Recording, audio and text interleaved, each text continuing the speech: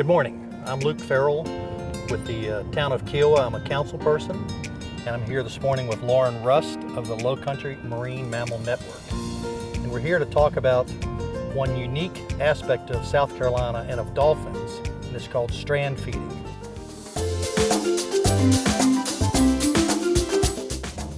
Lauren, you want to introduce what strand feeding is? Yeah, so strand feeding is this very unique feeding behavior that dolphins do here locally. So basically what they do is they corral fish close to the bank, and then as a group they sort of coordinate and they rush the beach all at the same time. And the idea is that creates a tidal wave and it pushes the fish ahead of them. So then the animals strand always on their right side with the fish ahead of them, grab the fish, retreat back to the water, and then eat it. Now, is this something that happens all over the world, or is this something that's more unique to South Carolina? It's absolutely unique. We do see it, at least it's been reported, fewer than 10 places in the world, which still makes it unique because dolphins are one of the most abundant marine mammals across the world. So the fact that only 10 small populations do it makes it very unique. And does it happen anytime during the day or night, or when does it happen? So it mostly happens at a lower tide. We typically see it, 2 hours before to 2 hours after low tide. That could be either low tide of the day. And the reason that is, so one, there's more fish in less water when the tide is lower. But the lower tide also presents these really nice sloped banks, which the dolphins prefer because gravity helps them get back into the water. And what type of fish are they trying to catch? So typically they're strand feeding on mullet because mullet are surface feeders, so they're easier to kind of push ahead. Sometimes we'll see, little bait fish or, other little surface fish, but during the summer months it's mostly mullet. And then is this a habit that's unique to dolphin, or do other marine mammals do this as well? So we only see it in dolphins. Now the other dolphins that do it are orca whales, which are actually dolphins. So they do it in the Pacific Northwest, but it seems to be unique to dolphins. And then is this a natural behavior, or is this a learned behavior, or how do they know how to do this? So we believe that it's a learned behavior, that it's taught from mom to calf. Most feeding behaviors are, because dolphins keep their calves for up to 5 years, so teaching them how to hunt, for protection, all of those things. So any behavior that mom's going to do, she's going to teach it to her young. But because this is so specialized, it is believed to be passed down from mom to calf. And we're here today on Kiawah Island at the end of what's called Captain Sam's Spit. Does it happen just here, or does it happen up in the tributaries of the Kiawah River as well? So both, and we see it all throughout South Carolina. Really, though, we see it in areas where the water can be shallow, there's nice slopier banks, but they will do it in the rivers. They sometimes do it on oyster beds, so on more of the mud flats. But based on our record and data, that they tend to do it here at Captain Sam's the most. And I think part of it probably is this influx of mullet that come in, and then the nice slopey banks. I've seen signs on the beach about education. How does that work here on Kiawah Island? Yeah, so the town of Kiawah supports our education program. So we have educators on the beach every day for about 4 hours around that low tide to basically interact with the public, to answer questions. We can point out dolphins, but most importantly, we put those signs back about 45 feet and encourage the public to stand there. The point of this is so the dolphins have a little bit of space to feed. Dolphins are well aware of our presence. They can see us, they can hear us. And so we don't want to spook them off because then they won't strand feed. And so also just gives them an opportunity to feed undisturbed. So their natural behaviors will continue on and they don't get, spooked off. And this is something that you do every day, or is this once a week, or how often does this educational system go on? So this is our 8th season out here. We have about 20 volunteers, and somebody is out here every day, 4 hours a day, 7 days a week, because the dolphins are here and the visitors are here every day. So as strand feeding occurs, is it one dolphin, or how many dolphins do this together to support this effort? So we have seen strand feeding from a single dolphin up to 7 dolphins and possibly more. But in this area at Captain Sam's, we typically see about 3 or 4 dolphins do it together.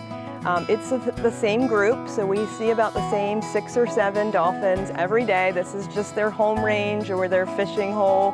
And so they come in, they work in groups. Sometimes it's 2 of them, 3 of them, 4 or 5 of them. Just kind of depends on the day. And the way that we know that is we identify these animals through their dorsal fin. So that big fin that comes up every time they surface to breathe is called their dorsal fin. And it gets unique marks as they age, just like we get scars. And so we're able to recognize those dorsal fins, and we can say that's step or that's hook, and that's how we're able to identify and point them out to people. And do dolphin calves participate in this, or is it just adults that do this? So that's a little unsure. We have had one calf here that was sort of learning from its mom, Coco, who is here one of the more often. And the calf never ended up doing it after 4 years with mom, at least in front of us. But the calf was definitely practicing and learning. We'd see it sort of swim very close to the bank. But at 4 years old, it hadn't strand fed yet. So we are waiting for that information. But we do know that it's a learned behavior. It's not something that's passed down through DNA or something like that. Correct. I mean, that's what we believe, that it's passed down from mom to calf. Through that calf just watching mom, watching its peers as it grows up, and then it'll start practicing, and then eventually in time it'll start to strand feed itself. So talk about the interaction with dolphins. Should we get close to them? Should we feed them? Are they protected species? Tell me a little bit more about that side of it. So dolphins are federally protected. So that just puts regulations into what people can do or not do with them. So it is illegal to feed them and to harass them. And harassment can be swimming with them, trying to touch them, or even just disturbing their behavior. So if you do come out and you see any wild dolphins, we just encourage you to give them lots of space. Don't feed any bait or fish or cereal. And then definitely try to be quiet and just let them do their thing and view them from a distance. And I'm guessing it would be the same thing if you're kayaking on the river as well, that you should keep your distance and not make sure that you don't feed them from your kayak as well, right? Exactly. So the distance from a kayak or boat or paddleboard is 50 yards, so that's half a football field.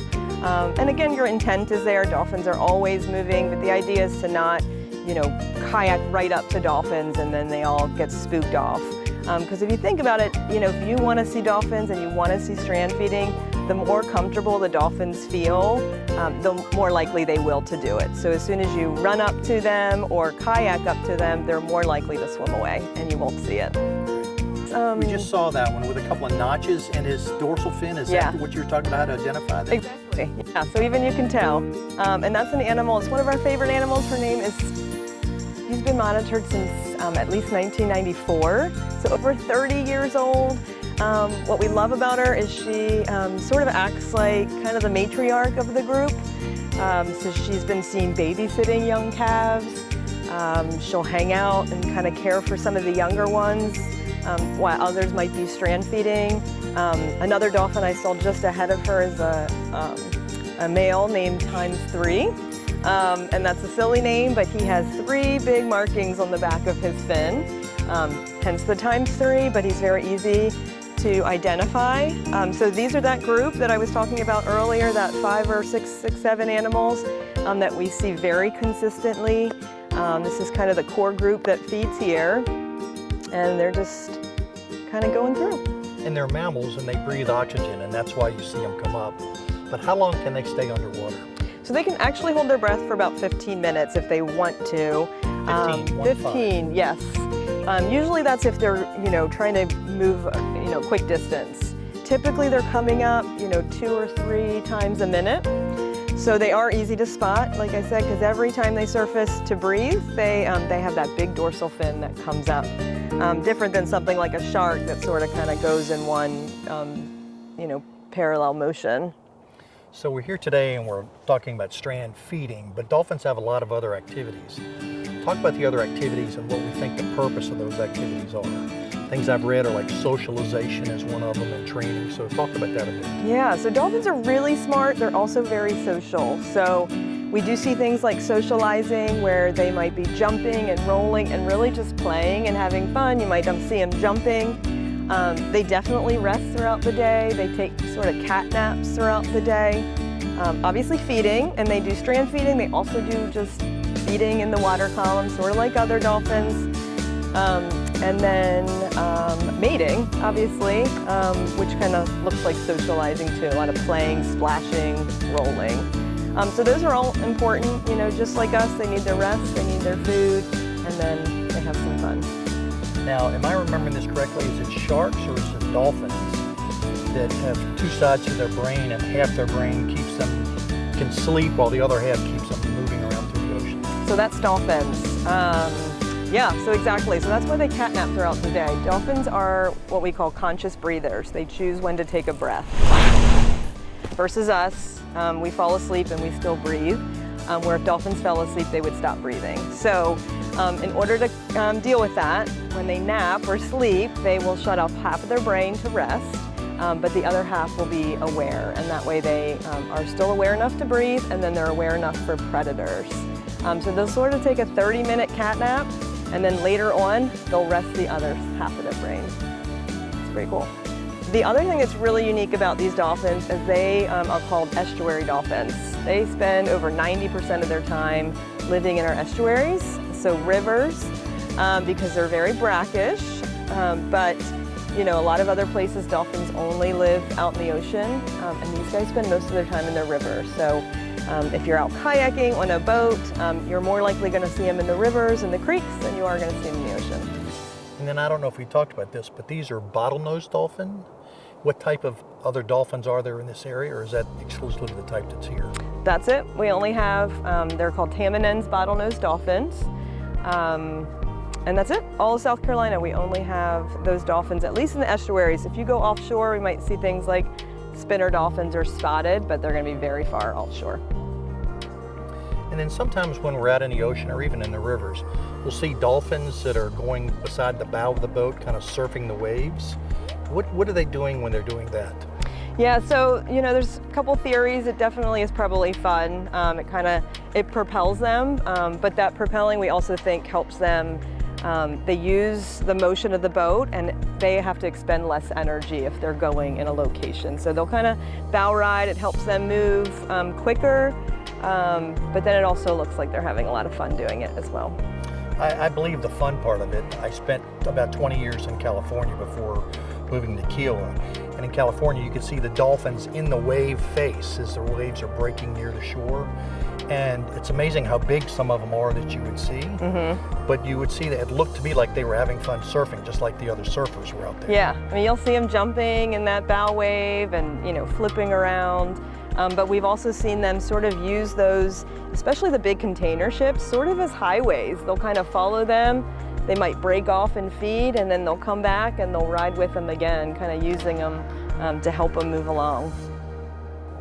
Well, again, I'd like to thank Lauren Rust of the Lowcountry Marine Mammal Network for today coming out to the end of Captain Sam's Spit on Kiawah Island and helping us understand more about dolphins, the different types of dolphins there are, and what strand feeding actually is. Lauren, thank you very much. Thank you.